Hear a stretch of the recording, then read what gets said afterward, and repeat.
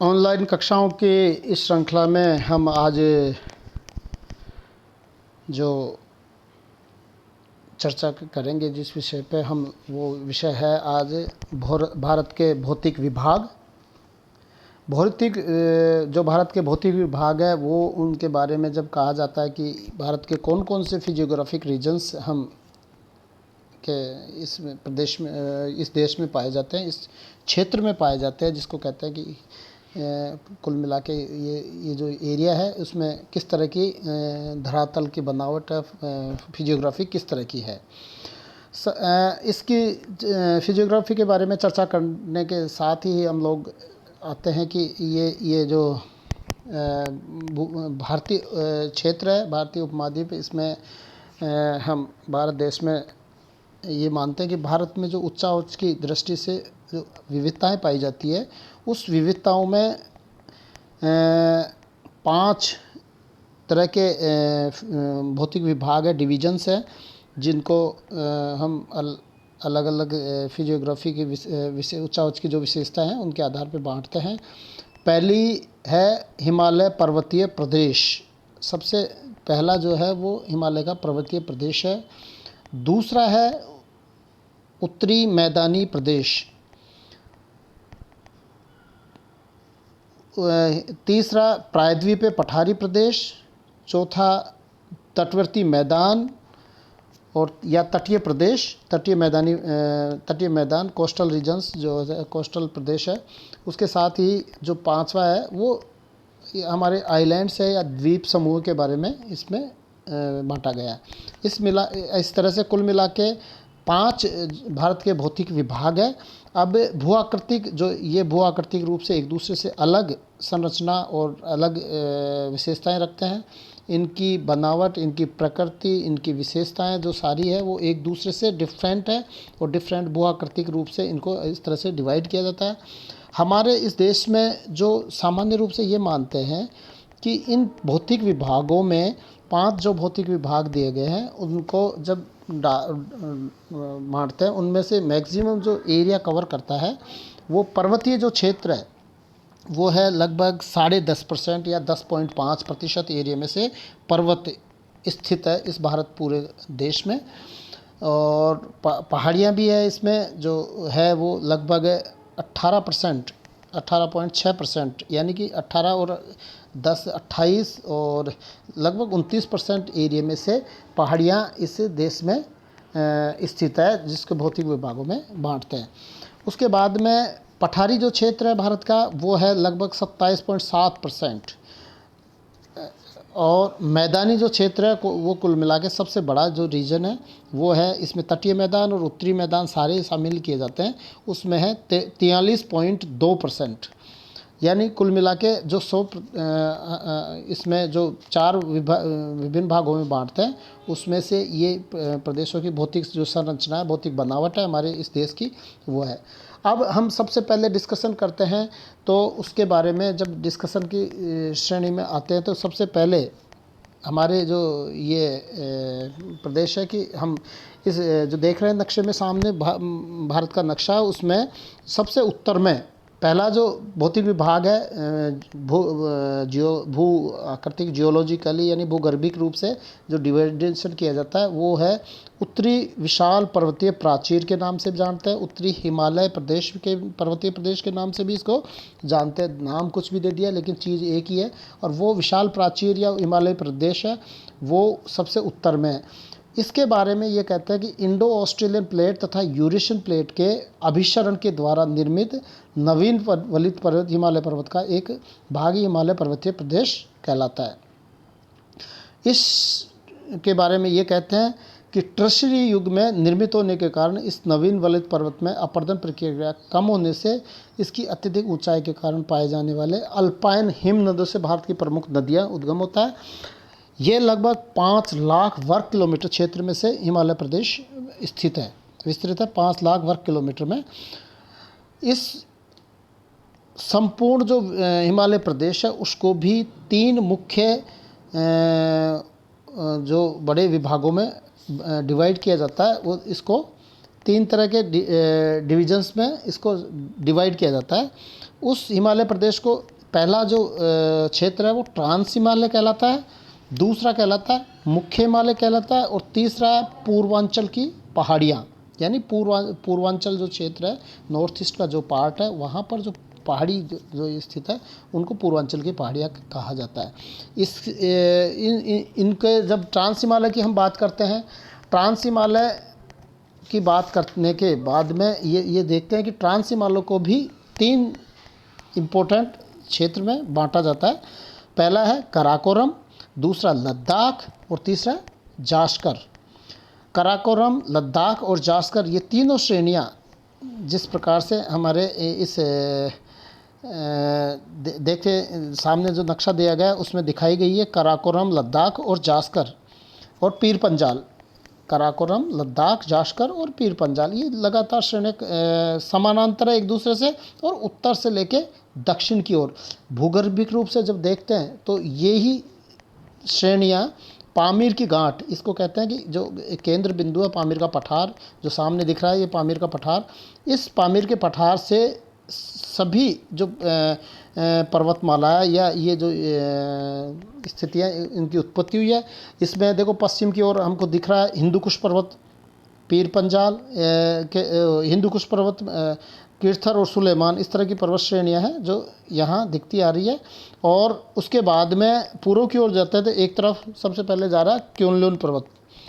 क्योनलुन पर्वत के दक्षिण में जो चाइना में स्थित है या तिब्बत में जिसको कहते हैं, उसके बाद में कराकोरम श्रेणी है। कराकोरम श्रेणी भारत का सर्वोच्च पर्वत जो शिखर है वो है 8,611 मीटर। ये कहते हैं कि भारत का सर्वोच्च शिखर है, भारत में स्थित है जो, वो 8,611 मीटर ऊंचा केटू के नाम से फेमस है, वो कराकोरम श्रेणी का ही पार्ट है। उसके जो नेक्स्ट है वो लद्दाख कहलाता है। कराकोरम से आगे का जो पार्ट होता है वो कैलाश पर्वत, चूँकि वो तिब्बत में स्थित है इसलिए उसको हम लोग यहाँ ज़्यादा अध्ययन में शामिल नहीं करेंगे।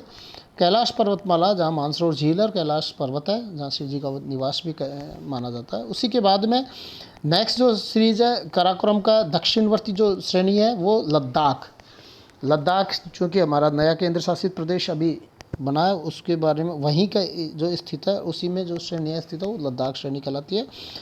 तीसरी है जास्कर, वो और दक्षिण में आते हैं तो जास्कर दक्षिण की ओर और जो पैरेलली जास्कर पर्वत श्रेणी है, और उससे भी और पीर पंजाल श्रेणी शामिल करते हैं। पीर पंजाल कश्मीर और जिसको कहते हैं कि जम्मू रीजन के आसपास की जो श्रेणी है वो पीर पंजाल की कहलाती है।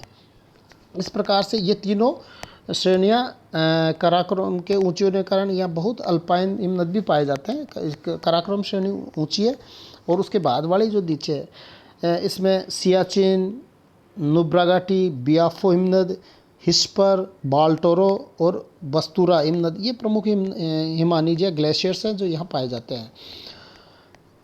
लद्दाख श्रेणी में, लद्दाख श्रेणी के बारे में जब हम डिस्कस करते हैं लद्दाख के बारे में तो यही चीज़ आती है कि लद्दाख श्रेणी में ट्रांस हिमालय की मध्य की श्रेणी को ये कैलाश पर्वत तक की वो जो मानी जाती है, ये इसके बारे में अपन ने बताया। ये एक लद्दाख जो रीजन है वो एक भारत का ठंडा मरुस्थल के रूप में पहचान होती है जो बहुत कम वर्षा यहाँ पर पाई जाती है। इसका जो लद्दाख का सर्वोच्च पठार है वो लगभग 4800 मीटर्स यानी 4800 मीटर्स होने के साथ ही अंत पर्वतीय पठार की स्थिति पाई जाती है। इसी कारण से यहाँ शुष्क परिस्थितियाँ पाई जाती है, वर्षा बहुत कम होती है और इस क्षेत्र में बिल्कुल शुष्क दशाएं पाई जाती है। ओनली बर्फ़ के रूप में यहाँ कुछ वो होती है। और लवणीय झील भी खास बात है कि जो रेगिस्तानों में पाई जाती है लवणीय झील भी कहते हैं कि यहाँ पाई जाती है और सबसे कम वर्षा यहाँ होती है, इसलिए इसको ठंडा मरुस्थल कोल्ड जो डेजर्ट है वो ये भारत में एकमात्र वो लद्दाख कहलाता है। तीसरी जास्कर श्रेणी ये ट्रांस हिमालय की दक्षिणतम श्रेणी है और लद्दाख श्रेणी और सिंधु नदी के मध्य से गुजरती है। इसकी इन दोनों की श्रेणियों के लद्दाख और जास्कर के बीच में से सिंधु नदी गुजरती है। इसी जब कड़ी की हम आगे बात करते हैं। दूसरी श्रेणी है मुख्य हिमालय। मुख्य हिमालय को भी हम लोग 3 भागों में बांटते हैं, जो जिसका हम ऑलमोस्ट डिस्कशन करते हैं। महान हिमालय या हिमाद्री या ग्रेटर या वृहत हिमालय, पहला जो इसका विभाजन है। ये अब ये उत्तर की ओर से ट्रांस हिमालय के बाद का जो पार्ट है उसको उसके दक्षिण में स्थित है। और महान हिमालय, मध्य हिमालय और शिवालिक हिमालय क्रमशः ये उत्तर से लेके दक्षिण की ओर स्थित है। इन तीनों का क्रम है। इसी क्रम के बाद में जब हम बात करते हैं तो आता है कि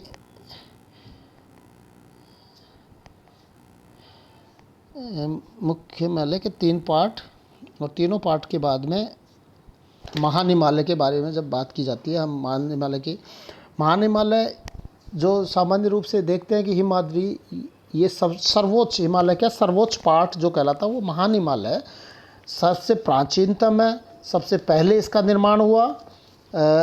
ये जो श्रेणी है इसकी औसत ऊंचाई है वो लगभग 6000 मीटर्स, यानी इसकी 6000 मीटर्स के लगभग ऊंचाई है। ये देख रहे हैं हम लोग इस नक्शे में भी हम लोग देखते हैं 6100 मीटर्स की तक की ऊंचाई है। माउंट एवरेस्ट इसका सर्वोच्च शिखर है जो जिसकी ऊंचाई है 8848 मीटर।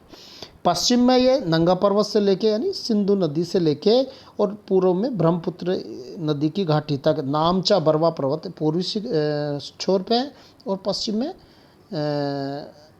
ये सिंधु नदी का जो वहाँ से लेके ये स्थित है। और नंगा पर्वत इसका वो है। लगभग ये कुल मिला के 2400 किलोमीटर लंबी है। इसके भी अलग अलग डिविजन्स जब हम देखते हैं तो वो अलग चीज़ है कि पश्चिम और पूर्वी क्षेत्र में बांटते हैं। पूर्वी क्षेत्र और पश्चिम क्षेत्र की हम बात करते हैं तो दोनों की तरफ एक इनमें आपस में भूगर्भिक रूप से जो उत्पत्ति हुई है संरचना है उनमें भी अंतर रहता है। पूर्वी हिमालय जो है वो स्टिप ढाल का है, खड़ा है और खड़ी ढाल वाला है, और उसकी फैलाव कम पाया जाता है। जबकि पश्चिम हिमालय फैलाव ज़्यादा पाया जाता है और ढाल कम, अपेक्षाकृत कम खड़ी ढाल है, कम ढाल का पाया जाता है और ज़्यादा फैलाव पाया जाता है। तो ये इसके उस महान हिमालय का जो पार्ट है उसमें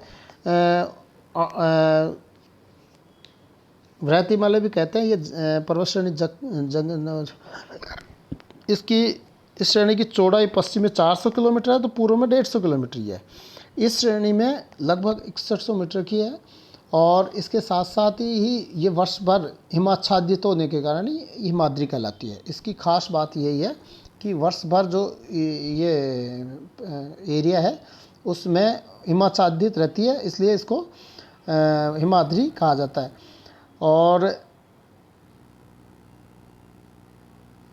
वृहत हिमालय और लघु जो इसका दक्षिण पार्ट है वो मैन सेंट्रल थ्रस्ट के द्वारा अलग होता है। ये एक भूगर्भिक रूप से एक बड़ी चीज़ है कि जिसको याद रखने वाली कि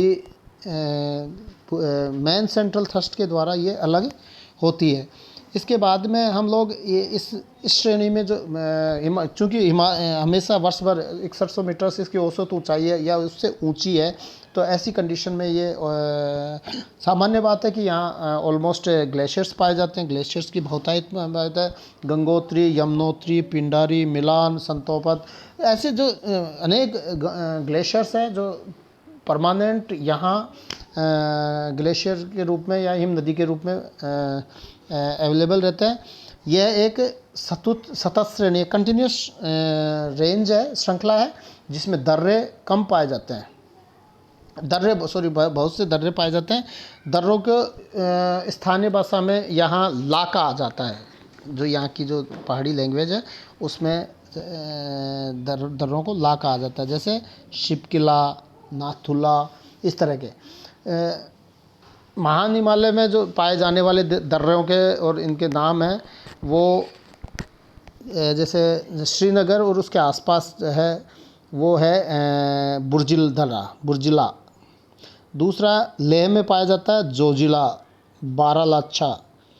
हिमाचल प्रदेश में शिपकिला या उत्तराखंड में लिपुलेख, तिब्बत में पूर्वी जब हिमालय की बात करते हैं, सिक्किम में तो एक तो नाथुला पास है जो सिक्किम और तिब्बत के बीच में पाया जाता है, और एक जालपा पास है जो अरुणाचल प्रदेश में बोमडिला और जालपा, एक ये जो महत्वपूर्ण दर्रे हैं वो पाए जाते हैं। इसके बाद में जब हम बात करते हैं कि आगे की कि दूसरी जो श्रेणी है इसकी समानांतर, वो है मध्य हिमालय। मध्य हिमालय या लघु हिमालय के नाम से जाना जाता है। मध्य हिमालय के बारे में जब हम बात करते हैं तो जैसे कि इस नक्शे में दिखाया जा रहा है, हरे रंग से इसमें नक्शे में प्रदर्शित किया गया वो मध्य हिमालय। उत्तर में लाल रंग है जो हिमाद्री या उच्च हिमालय, और हरे रंग से जो दर्शाया गया वो मध्य हिमालय। इसका जो विस्तार सामान्य रूप से हम देखने को मिलता है कि मध्य, इसको एक तो लघु हिमालय कहा जाता है। इसकी औसत ऊंचाई 3700 मीटर से 4500 मीटर के बीच में पाई जाती है, और औसत चौड़ाई इसकी 50 किलोमीटर के लगभग है। ये श्रेणी विस्तृत क्षेत्र में स्थित है। इसके अनेक प्रादेशिक नाम भी है, जैसे जम्मू कश्मीर में इस जो मध्य हिमालय का जो पार्ट है पीर पंजाल श्रेणी, नेपाल में इसको महाभारत श्रेणी के नाम से कहते हैं, हिमाचल प्रदेश में धौलाधार, सिक्किम में डोकिया, और उत्तराखंड में नागटिब्बा मसूरी जो जिसको कहते हैं नागटिब्बा या मसूरी, जो पूर्वी भाग नागटिब्बा है, और इसका भूटान में ब्लैक माउंटेन। इस तरह से इसका अलग अलग जगह नाम है। इसके साथ साथ इसकी एक खासियत और है कि इनके बीच में अनेक घाटियाँ पाई जाती है। घाटियों के बारे में जिसको कहते हैं कि पहली चीज़ है कश्मीर घाटी, जिसको करेवा के नाम से भी कहते हैं। पश्चिम जो सबसे सुदूर पश्चिम भाग है वहाँ पीर पंजाल और उसके बीच में कहते हैं कि जास्कर के बीच में जो घाटी है कश्मीर घाटी, और धौलाधार और मुख्य हिमालय के बीच में जो पाई जाती है वो कुल्लू घाटी। फिर आगे आते हैं तो हिमाचल प्रदेश में कांगड़ा घाटी। कांगड़ा घाटी के और पूर्व में जब चलते हैं हम तो वो पाई जाती है काठमांडू घाटी नेपाल के अंदर। तो इस प्रकार से कंटिन्यूस क्रमशः ये घाटियाँ हैं, और इनका जो आप देख रहे हैं कि जम्मू कश्मीर में कश्मीर घाटी दक्षिण में है पीर पंजाल, और उसके पूर्व की ओर जाते हैं तो कुल्लू घाटी धौलाधार के उत्तर में स्थित है।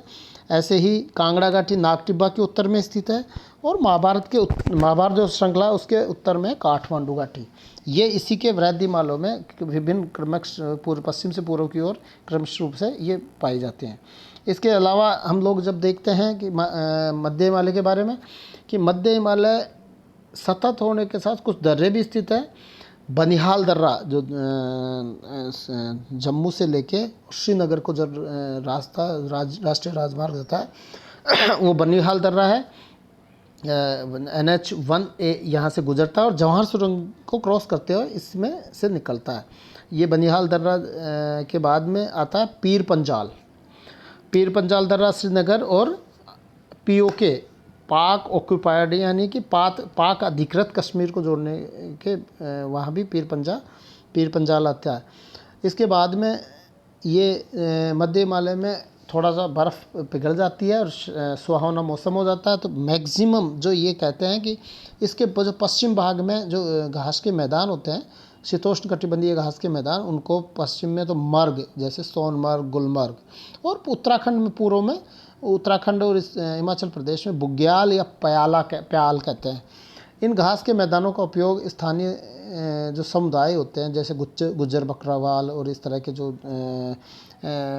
नोमैडिक जो पशुपालन करते हैं उनको पर्वतीय क्षेत्र में चोटियों में ट्रांसहुमेंस वाली जो प्रोसेस अपनाते हैं, ट्रांसहुमेंस कहते हैं ऋतु प्रवास, वो यही इसी क्षेत्र में पाया जाता है। इसके अलावा जब इसकी बात करते हैं हम लघु हिमालय के बाद में नेक्स्ट श्रेणी है शिवालिक श्रेणी। शिवालिक श्रेणी को जब होता है ये दक्षिण में सबसे दक्षिण में स्थित है और ये 10 से 50 किलोमीटर के लगभग इसकी चौड़ाई पाई जाती है। इसकी ऊंचाई लगभग 900 से 1200 मीटर है और ये खंडित रूप से पाई जाती है। ये दक्षिणतम एवं सबसे नवीन पर्वत श्रेणी पाई जाती है। इसमें जब हम आगे देखते हैं कि ये जो मानचित्र है, मानचित्र के द्वारा अपन देखते हैं कि ये सबसे दक्षिण में जो नीला कलर दिखाया गया है, स्पेशली नीले कलर से जो श्रृंखला दिखाई गई है उसको शिवालिक रेंज है। ये पश्चिम में कश्मीर से लेके पूर्व में तिस्ता नदी तक, इसको ये मानते हैं कि बंगाल का जो पार्ट है तिस्ता नदी उस तक इसकी पाई जाती है। और आगे जाके या तो ये मिल जाती है भूगर्भिक रूप से मध्य हिमालय से जाके या लघु हिमालय के जाके मिल जाती है, या उसका अस्तित्व नहीं पाया जाता है। लास्ट में पूर्व में राजमहल की पहाड़ियाँ इसका पूर्वी, वो कहते हैं कि इससे आगे कुछ भी नहीं है। शिवालिक श्रेणी में पश्चिम में जम्मू की पहाड़ियों के नाम से जाता है, जम्मू में, उत्तराखंड में धांग या दूधवा के नाम से जाना जाता है, नेपाल में चूड़िया घाट, और अरुणाचल प्रदेश में दाफला मिश्मी, इसी का पार्ट कह सकते हैं, दाफला मिश्मी मिरी अबोर, ये जो है ये पहाड़ियाँ इसी श्रेणी का एक रूप से है। हालांकि ये दाफला मिश्मी मिरी और अबोर इसको हम पूर्वांचल जो पहाड़ियाँ उनके श्रेणी में रखते हैं।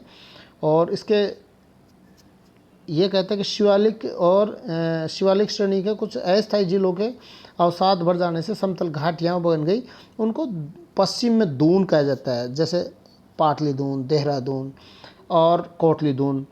और पूर्व की ओर जब थोड़ा सा और उत्तरांचल का पूर्वी भाग में जब आते हैं तो उसको द्वार कहा जाता है, हरिद्वार, न्यंगदार, इस तरह से। ये तो दून और द्वार जो क्षेत्र है तो इनको घास के मैदान या जो मैदानी प्रदेश है छोटे छोटे, उनको नाम दिया गया है। इसी प्रकार से जब शिवालिक श्रेणी के बारे में बाद में जो नाम आता है कि पूर्वांचल की पहाड़ियाँ। अब इन पूर्वांचल की पहाड़ियाँ जो अंतिम क्लासिफिकेशन हिमालय का माना जाता पूर्वी पहाड़ी प्रदेश का, उसमें पूर्वांचल की जो पहाड़ियाँ हैं उनको भी हम 3 कैटेगरीज में कैटेगराइज करते हैं, 3 मतलब वर्गीकृत कर सकते हैं। इन पूर्वांचल की पहाड़ियों को जनरली ये मानते हैं कि जो ये नक्शा दिख रहा है इसमें आप देख सकते हैं इस नक्शे में कि सबसे पहले पश्चिम से पूर्व की ओर और लघु हिमालय के सहारे सारे, यानी कि हिमालय की जो मुख्य श्रृंखला है उसके सहारे सारे पश्चिम से पूर्व की ओर, ये नीले कलर से जो दिखाया गया है ये है डफला श्रेणी के बाद में डफला पहाड़ियाँ, फिर मिरी है, फिर अबोर है, और अंतिम जो चौथी है सबसे पूर्वी सुदूर पूर्व की जो इसमें दिखाई गई है वो है मिश्मी पहाड़ियाँ। ये चारों पहाड़ियों की श्रृंखला इन्हीं के सहारे हैं, और ये भी पूर्वांचल का पहाड़ है, और ये आसाम और अरुणाचल प्रदेश में स्थित है। इसके बाद में जो दूसरा जो कैटेगराइजेशन हम करते हैं वो है वो जनरली अपन ये मान के चलते हैं कि इनका ये जो पहला था वो पश्चिम से पूर्व की ओर क्रम था इनका। अब इसके बाद में जो क्रम है वो है उत्तर से दक्षिणी पश्चिम की ओर, जो उत्तर से दक्षिण की ओर जिसको कह सकते हैं हम लोग, वो है पटकोईबूम, नागा, लेमाटोल, मिजो, मणिपुर, और इस तरह की जो पहाड़ियाँ हैं वो विभिन्न पहाड़ियाँ वो शामिल की गई है इसमें। ये पटकोईबूम, नागा, मणिपुर, मिजो देख सकते हैं आप, मिजो, मिकिर और त्रिपुरा, इन जो पहाड़ियाँ हैं उसमें त्रिपुरा की पहाड़ियाँ, ये जो लोकल यहाँ के नाम है, ये सारे नाम यहाँ की इन पहाड़ियों पूर्वांचल की पहाड़ियों की एक खास बात यह है कि ये सभी पहाड़ियाँ यहाँ पर निवास करने वाली जनजातियों के नाम पे पड़ी है, और इन्हीं के जो जहाँ जो जनजाति निवास करती है उस पहाड़ी का नाम उसी प्रकार से नाम दिया गया। ये उत्तर से दक्षिण की ओर क्रमशः नागा, पटकोईबूम, नागा, मणिपुर, मिजो और त्रिपुरा की जो पहाड़ियाँ हैं वो कहता है। शेष जो पहाड़ियाँ हैं गारो, खासी और जयंतिया, ये गारो सबसे पश्चिम में, ये मेघालय में स्थित है, और मेघालय में जो गारो, खासी, जयंतिया पहाड़ियाँ हैं वो आप देख सकते हैं कि सबसे जो पश्चिम में गारो पहाड़ियाँ, ये पश्चिम मेघालय में, और दूसरी है खासी पहाड़ियाँ, गारो जनजाति यहाँ निवास करती है गारो में, और खासी एक जनजाति है वो खासी पहाड़ियों में निवास करती है, और जयंतियों में जयंतिया। ये सारी पहाड़ियाँ शिलोंग के पठार के आसपास पाई जाती हैं। चूँकि शिलोंग का पठार प्रायद्वीप भूगर्भिक रूप से प्रायद्वीपीय पठार से समानता रखता है, न कि हिमालय पर्वतीय प्रदेश से, उनकी जो उत्पत्ति हुई है वो प्रायद्वीप प्राचीनतम और प्रायद्वीपीय पठार का एक हिस्सा माना जाता है। इसलिए शिलोंग का पठार इसमें शामिल न करके ओनली गारो, खासी और जयंतिया पहाड़ियाँ या पूर्वांचल की जो पहाड़ियाँ उनमें ये चीज़ शामिल करते हैं। ये इनकी दिशा भी पश्चिम से पूर्व की ओर, जैसे उत्तर में जो हम पढ़े वो मुख्य हिमालय के सहारे थी, ये शिलोंग के पठार के सहारे गारो, खासी, जयंतिया। इस प्रकार से इन पूर्वांचल की पहाड़ियों का वर्गीकरण किया जाता है। पूर्वांचल का निर्माण इंडो ऑस्ट्रेलियन तथा बर्मा प्लेट के अभिसरण से एक दूसरे की ओर आकर्षित होने के द्वारा इन पहाड़ियों का निर्माण मानते हैं। ये पहाड़ियाँ बालू निर्मित पहाड़ियाँ हैं और मानसून पवनों द्वारा इन पहाड़ियों पर भारी वर्षा होने के कारण एक कीप शेप बनाती है जो गारो, खासी, जयंतिया है। इस पहाड़ी के आसपास और मौसिनराम और चेरापूंजी यहीं की एक विशेषता, जिसमें बहुत हाई रेनफॉल पाया जाता है। बहुत अत्यधिक, विश्व का सबसे सर्वाधिक जो रेनफॉल है वो यहीं पाया जाता है, वर्षा होती है। यहाँ पर अत्यधिक जैव विविधता पाई जाती है। चूँकि हाई वर्षा है, अच्छी धूप भी अच्छी आती है, तो जैव विविधता भी बहुत अच्छी पाई जाती है। और इसलिए इसको विश्व के 36 हॉट स्पॉट्स में, जो बायोडाइवर्सिटी के 36 हॉट स्पॉट्स में से एक माना जाता है इस क्षेत्र को। यही हम आज जो डिस्कशन करेंगे वो यहीं तक है। अगले टॉपिक में हम इसका डिस्कस करेंगे। धन्यवाद।